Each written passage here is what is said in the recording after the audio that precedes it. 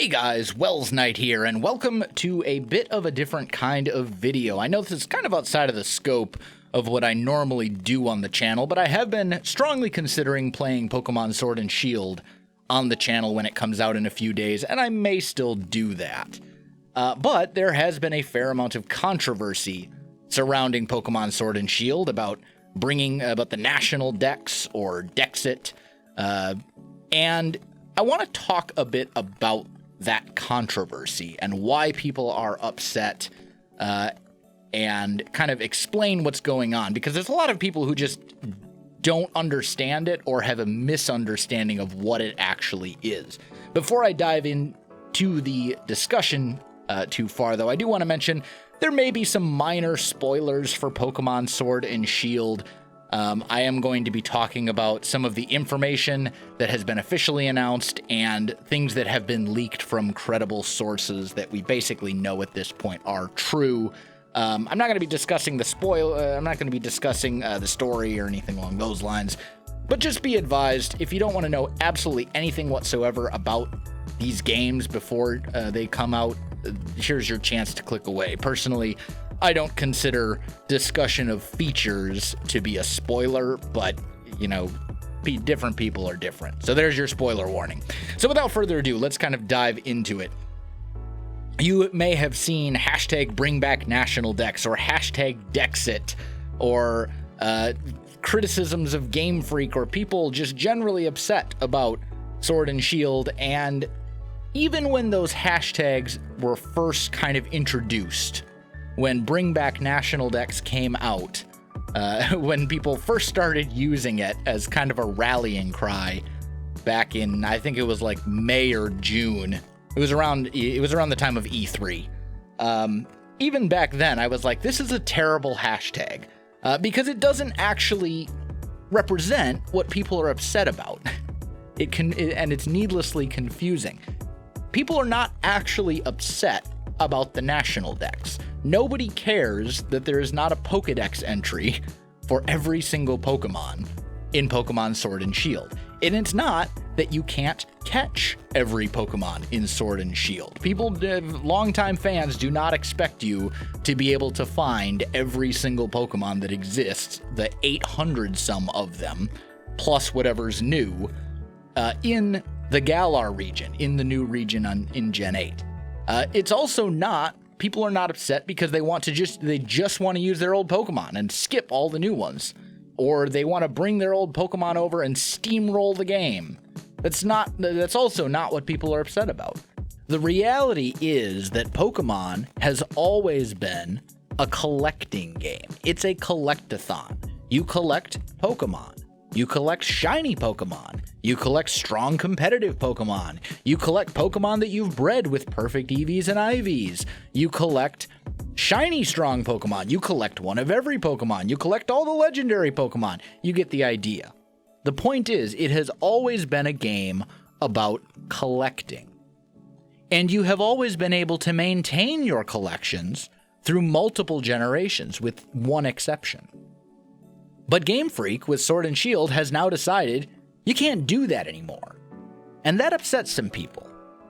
They have removed what has always been kind of an intrinsic feature of the series. They have stated many times that they don't want to do that. They want people to bring their friends, their Pokemon, forward to the next generation and go on new adventures, and yet they have removed the ability for that to happen in many cases.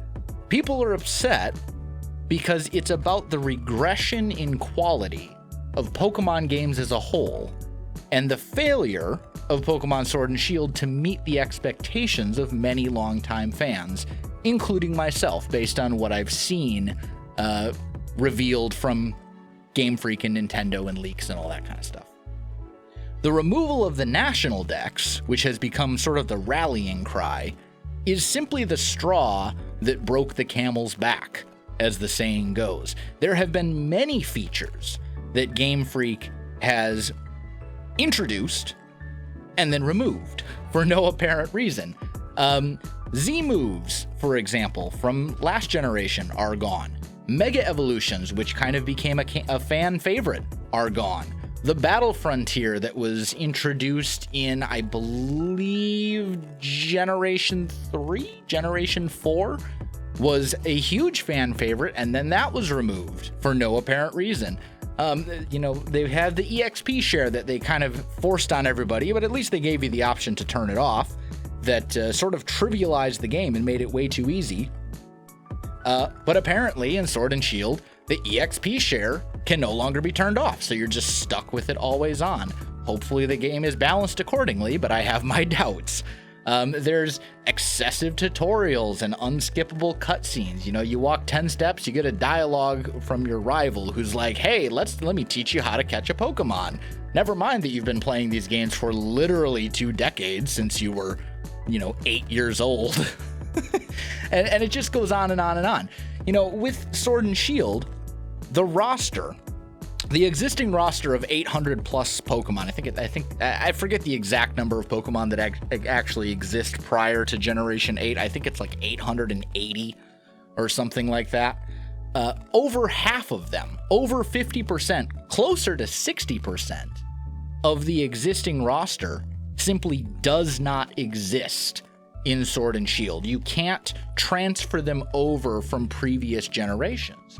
The only time that has ever happened in a Pokemon game before was the switch from Gold, Silver, Crystal to Ruby, Sapphire, Emerald, and Fire Red and Leaf Green. And that was due to hardware limitations because they went from the original Game Boy over to the Game Boy Advance.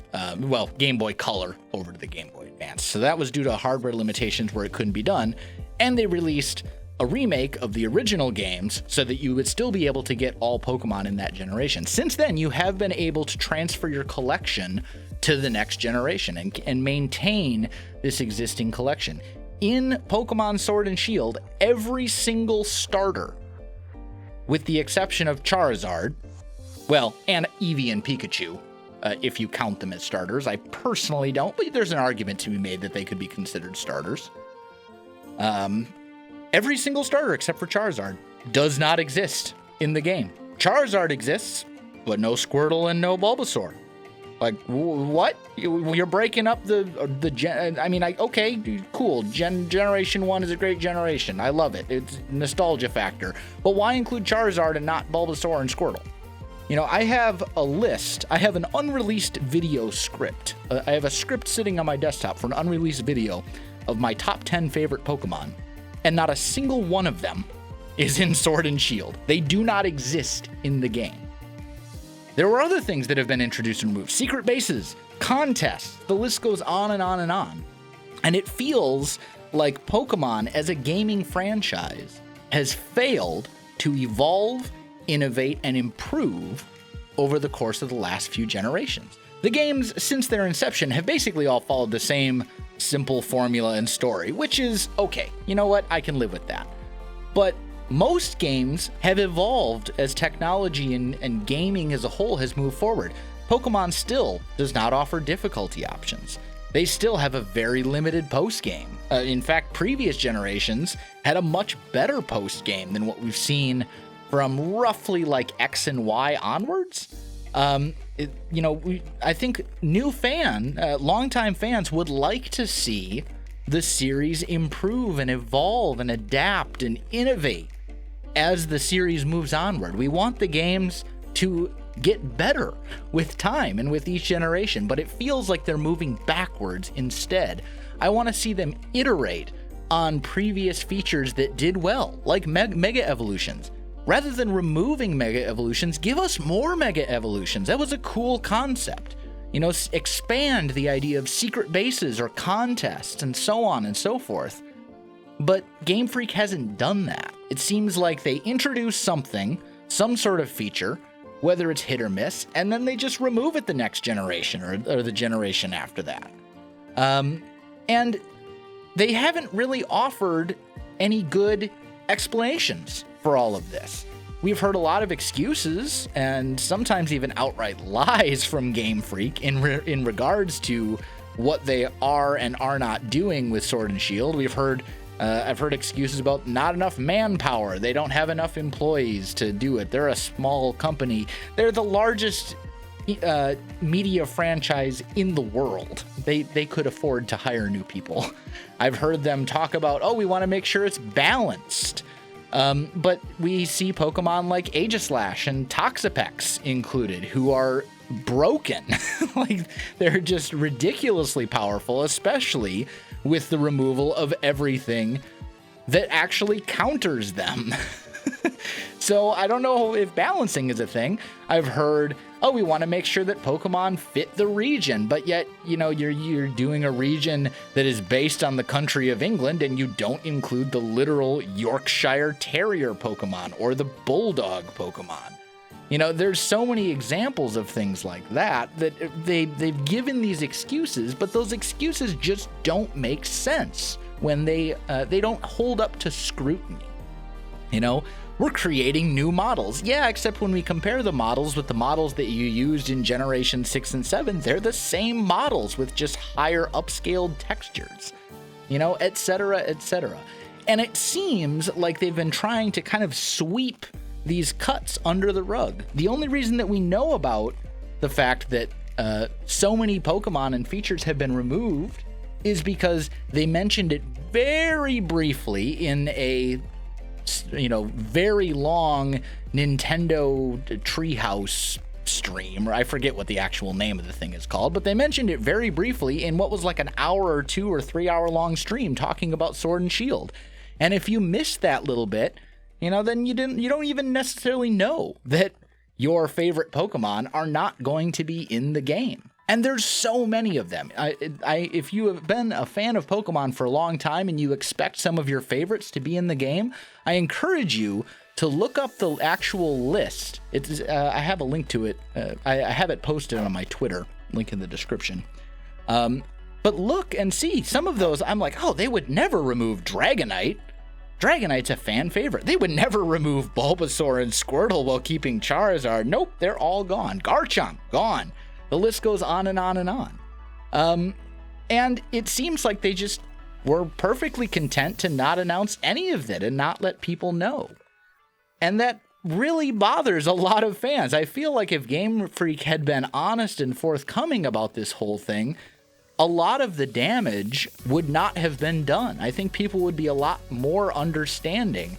But rather than just tell us the real reasons for why, and be upfront about the fact that, oh, by the way, we're cutting over half of the roster from the game and making them unable to exist, they have not told us that. They seem very kind of out of touch, Game Freak does. They have a history of removing features that people like and then adding new features that people don't care about, like Curry. Or, personally, I never cared for the Pokemon-Ami or whatever they called it. They don't communicate at all, or when they do communicate, they completely avoid any sort of issues that people are having or questions. And they still use a very extremely outdated and kind of anti-consumer release practice. I mean, if you think about it, if you actually look at it, I don't think any other gaming franchise out there would be able to get away with releasing 2 versions of basically the exact same thing with barely any real difference between the two, both priced at full, sell them in bundles and encourage people to buy both and advertise it that way, and then a year later re-release essentially the same game with a couple of minor updates, also at the price of a full game. Most companies would just do that as DLC. Many companies would do it as free DLC, but Game Freak advertises it in such a way that they want you to buy Pokemon Sword and Shield, not once, not twice, but 4 times, presumably. I mean, that's what they did with Sun and Moon. Ultra Sun and Ultra Moon were basically the same as Sun and Moon. They were the same game with a couple of very minor additions. And yet, nobody really, criticizes them about it because it's Game Freak, it's Pokemon, it's just the way it works, And I don't think that's fair. I mean, ultimately, this whole thing boils down to longtime fans like myself not agreeing with the direction that the series has been going for the last few years. Dexit, bring back National Dex. That's just as I said, that's the straw that broke the camel's back. It's one thing in a long list of things that longtime fans are frustrated about. Pokemon Sword and Shield are 50% more money. They are $60 games as opposed to $40 games. But Game Freak and Nintendo have shown very, very little to actually justify that cost increase. It looks to me like the cost increase is simply because Nintendo Switch. But what else is there? It looks like a 3DS. I mean, it looks like a 3DS game with slightly updated graphics, and even that's debatable, but I'm not going to get into that discussion. But it's a $60 game instead of a $40 game because Nintendo Switch. Now, I'm not necessarily saying that Pokemon Sword and Shield are going to be bad, or that people won't enjoy them, or that you're a terrible person for buying the game, or if you're excited for them, you're wrong, or anything like that. That's not true at all. You're free to like and dislike whatever you want. You're free to criticize what you want. And I think a lot of the criticisms that people have had regarding Pokemon Sword and Shield are valid criticisms. I have been extremely critical of Sword and Shield myself. I will still probably end up purchasing at least one of them solely so that I can play it on the channel. Maybe. We'll see. If I don't, you will know. If you see Pokemon Sword and Shield in a week or two, you'll know that I got it. If you don't, then I didn't. But ultimately, you know, the criticisms are there, and the criticisms, I think, are valid. I think Pokemon and Game Freak get away with a lot of things that other companies wouldn't be able to get away with. And I think if you look at the whole situation objectively, it's fairly easy to see that. And I could get into a whole discussion as well about Pokemon Home and how it's essentially, hey, put your Pokemon here and pay in hopes that someday you'll be able to use them again. And I could go into discussions about the graphics, and I could go into discussions about a whole bunch of other different things. But I don't want this video to be too long. I think I've made my points for the most part. So, agree or disagree? Do you want to see a Pokemon Sword and Shield Let's Play on the channel? Let me know. If you have discussions about Dexit, bring back National Dex, things you are excited for, things you aren't excited for, your thoughts on the whole controversy, leave them in the comments below. Please be respectful to each other. I will moderate comments if people are being jerks. You are free to disagree, but do so respectfully. That's it for me, guys. If you enjoyed the video, you know what to do. Links in the description below, so check those out as well. Otherwise, my friends, thanks for watching, and I'll see you in the next one.